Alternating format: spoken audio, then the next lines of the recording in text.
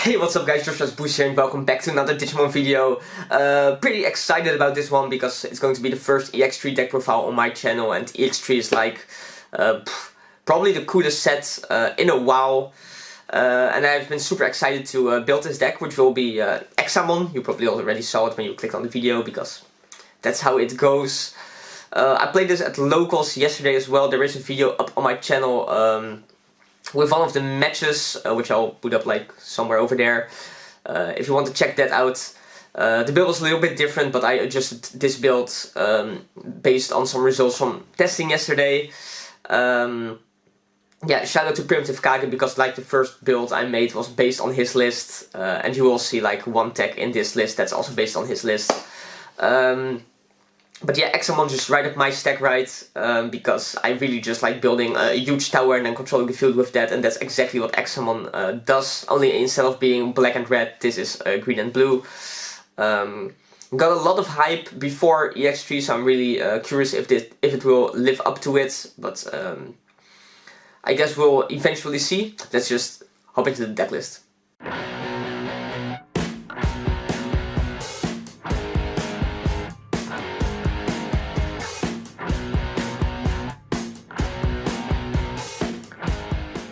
Alright, as always, starting off with the Digitama, pretty straightforward this time around. We're just playing 4 of them, which are this one. This is the Baby Domon, that's from EX3.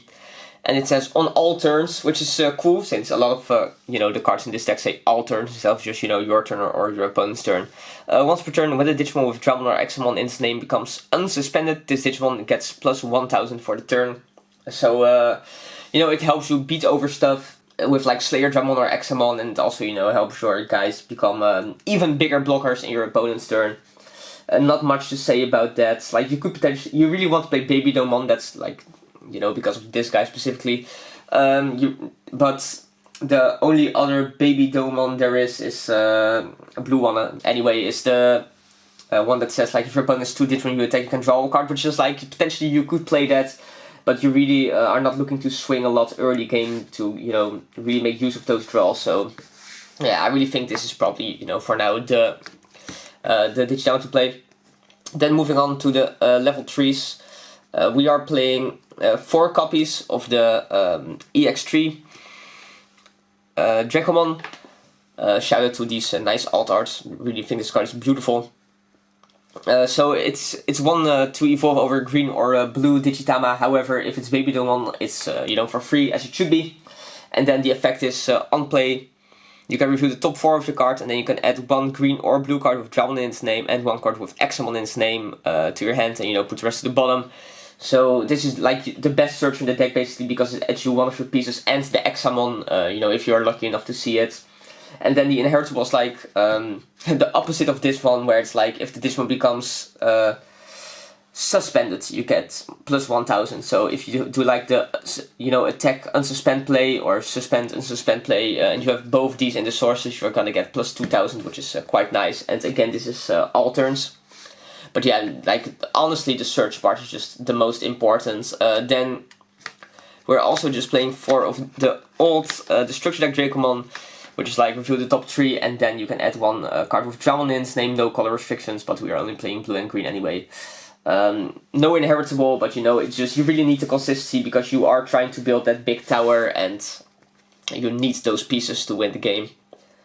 Then for the last rookies, I do have a matchup on the channel where I'm playing this deck, and I'm actually playing the Vmon. That's like when this Digimon becomes unsuspended, you can gain 1 memory, but it really felt really win more. And in testing I got like absolutely trashed on by Bloomlordmon. So I really want to play some more counters to that. I might even also try to play the, what's it called, Siakomon. But for now just the memory blocker.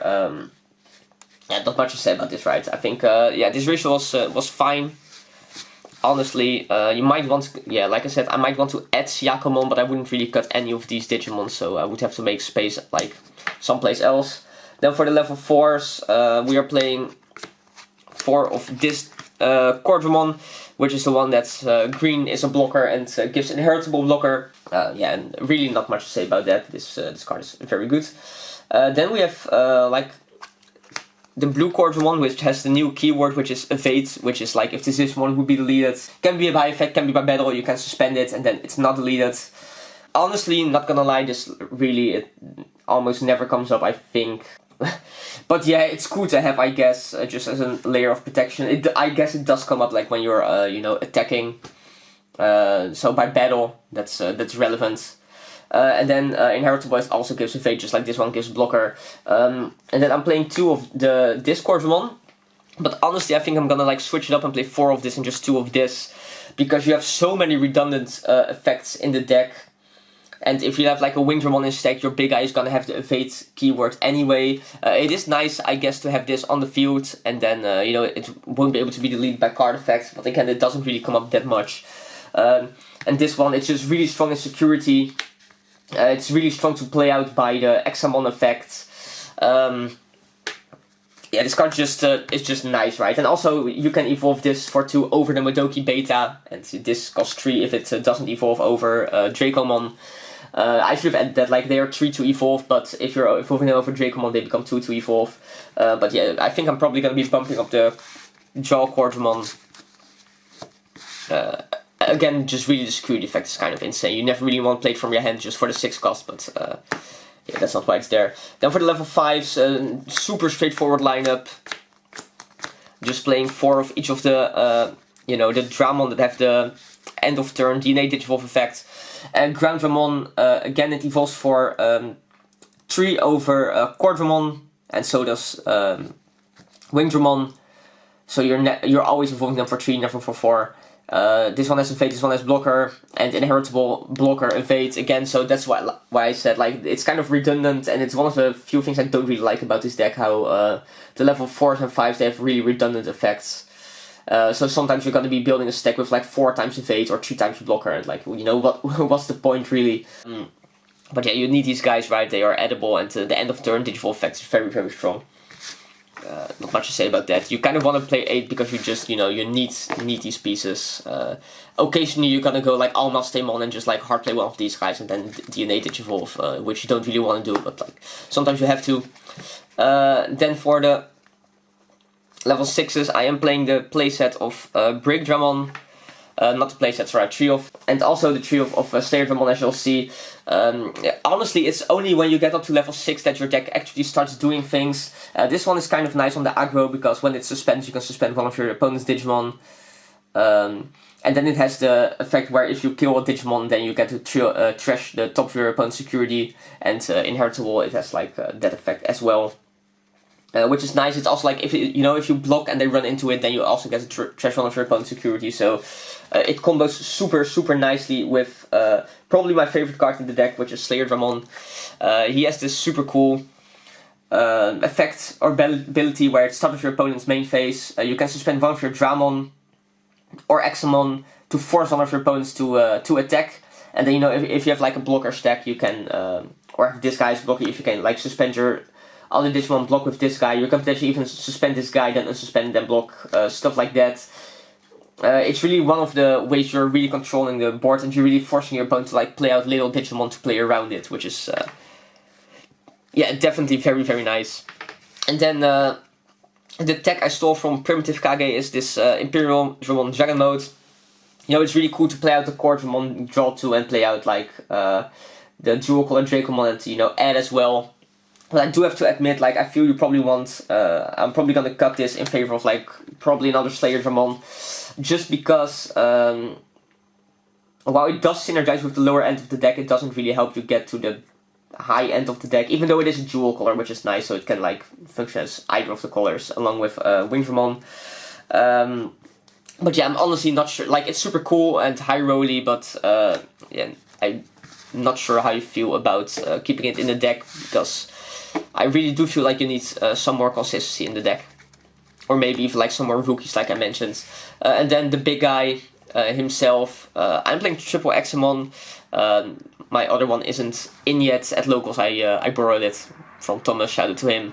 But yeah, this is like the boss monster of the deck, and like the hypothesis of playing 3 of this is, yes, you want to see it, but once you see it one time, that should be enough. Like, they're not going to be able to out it, and, you know, if they out it, they're going to bounce into the hand, and then you can just play it again, hopefully.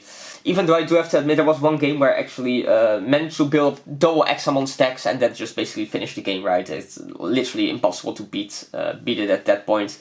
But yeah, just since this is a new card, it says when Digimorphing you can place one green or blue Digimorph Examon in its name in the sources. However, if you are DNA Digivolving, you can play one green or blue Dramon with 12,000 DP or less from your hand without paying the memory cost. So what you want to do is you're going to be playing out either the Break Dramon or the Slay Dramon, and then have this stack have like the blocker, and then you can just, you know, force your opponent to attack and then block it, trash off their security, and, you know, it's just kind of ridiculous when you get it off.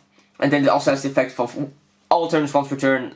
When this Digimon becomes suspended, doesn't matter how it happens, you can unsuspend it and suspend one of your opponent's Digimon. So even if your opponent has like a lot of Digimon on the field, you are gonna force one of them to attack, delete it by blocking it, and then suspend one of their other guys and just really limit their options. Yeah, this card is nice. And that's it for the Digimon. Then moving on to the Tamers. I'm playing Triple Davis. Shouldn't really have to explain that much. You really want the consistency. You are playing a blue-green deck.